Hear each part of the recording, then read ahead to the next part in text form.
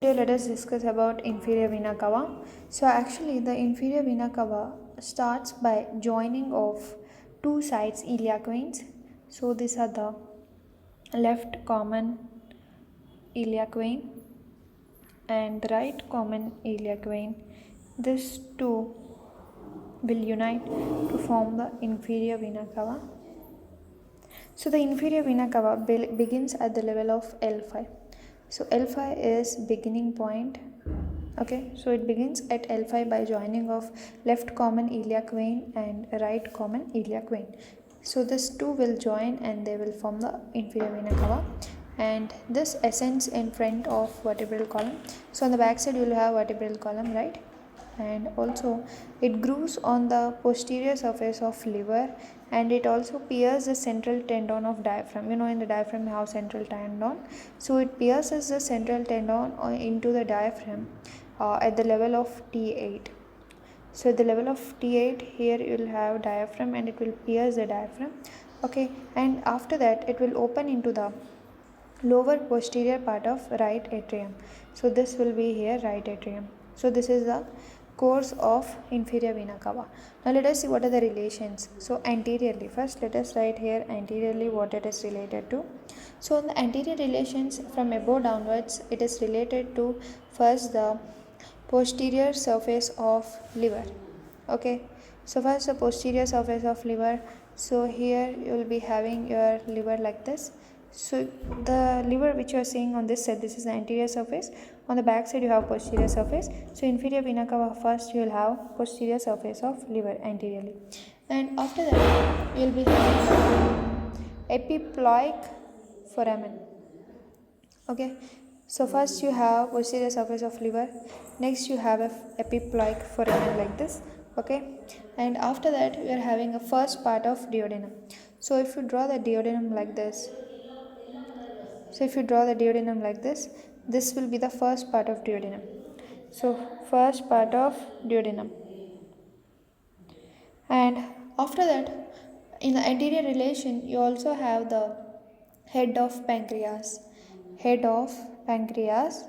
along with bile duct. So head of pancreas, so here's the first part of duodenum, here will start the pancreas like this, right? So you can see this is the head of pancreas, and also there will be bile duct here. Okay, so bile duct, head of pancreas, and also next you have the third part of duodenum, sorry here. Okay, so clearly you can see this is the first part, this is the second part, third part. So third part of duodenum is also present anterior relation. So you should remember that there is first part of duodenum and third part of duodenum, both are related anterior to the inferior vena cava. And also there is right gonadal artery. Okay, so here like this you'll be having a right gonadal artery. And also there is posterior parietal peritoneum, root of mesentery. Okay, posterior parietal peritoneum, root of mesentery,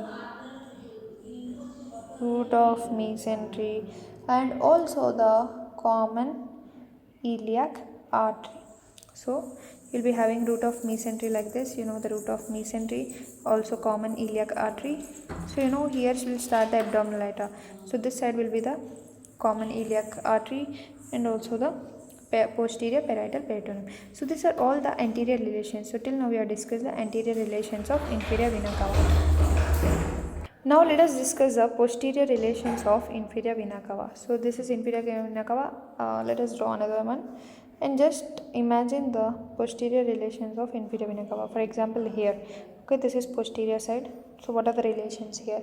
So actually on the posterior side, first you will observe the right crus of diaphragm. Okay, right crus of diaphragm, and after that you can see it is this right crus of diaphragm and the inferior vena cava are separated by many vessels in between, like you are having right renal artery, middle suprarenal artery, inferior phrenic artery. So what I said, right renal, okay, middle suprarenal, and also there will be a left phrenic. Okay, sorry, left, not inferior phrenic. So these are all the arteries which are separating the right crus of diaphragm from the posterior surface of inferior vena cava. And also there will be right celiac ganglion, right celiac ganglion. These are all the posterior relations. Okay, right celiac ganglion, medial part of right suprarenal gland, right sympathetic chain, and medial border of psoas major. So these are all the relations, posterior relations of inferior vena cava. So now let us understand the branches. It is very simple, not the branches, tributaries. So you need to understand what is the difference between branches and tributaries. Branches are which are coming from this part, but here this is a vein, so there will be some tributaries which are joining this vein, and finally they will drain into the right atrium. Okay, so what are those? Let us see. So now let us draw the tributaries. So simply just draw a rough diagram of inferior vena cava. So the first tributary which you have here is the iliolumbar vein. Okay, iliolumbar vein. And after that you are having four lumbar veins. 1, 2, 3, 4. Okay, these are the four lumbar. So these are the four lumbar veins. This is the iliolumbar vein, and here you are having a left renal vein. Okay, and also you are having a left suprarenal vein. Okay, and on the upper part you will be having this is right, this is middle, this is left. So these are the hepatic veins, and from two sides like this you will be having a inferior phrenic vein. So these are all the different tributaries. And also now we have understood on the left side. On the left side what are coming?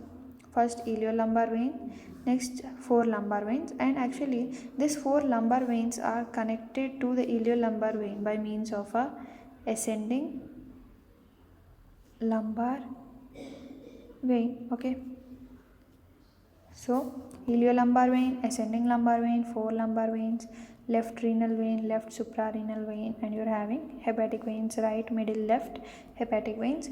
And also you'll be having even this side your inferior phrenic vein. Okay, and on this side everything is same like this, but only add one extra one, that is a right gonadal vein. Okay, right gonadal vein, only this is extra. So I mean even on the right side there are like right suprarenal vein, right renal vein, right lumbar veins, right iliolumbar vein, everything is same, but you also have one extra vein, that is a right gonadal vein. And from below here you will be having a median sacral vein. So median sacral vein, lumbar veins, these are dorsal veins. Okay, which are the dorsal tributaries, whereas iliolumbar vein, left renal vein, left suprarenal vein, these are the lateral branches. The ventral branches are hepatic veins, and even the inferior vein, phrenic vein, is a lateral branch, lateral tributary. Right gonadal vein is also a lateral tributary. So this is about the tributaries. So let me mention here the tributaries of inferior vena cava. Okay, so this is about the tributaries of inferior vena cava.